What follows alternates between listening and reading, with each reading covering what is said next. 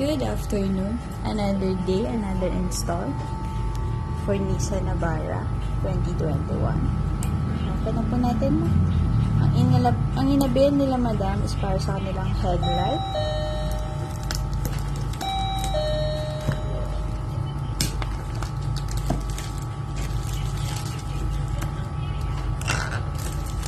Kanilang socket type is H4.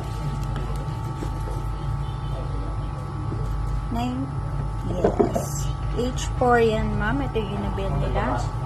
24,300 lumens.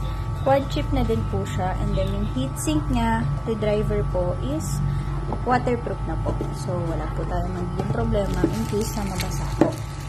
And then, yung lifespan naman niya po is 50,000 hours, 5 to 6 years. And yung warranty niya po is 3 years and 6 months po. Mabuboid lang po yung warranty if mapagalaw natin sa unauthorized yung sombra. And then yung mga rat bites po. Install na po natin. Thank you for choosing us.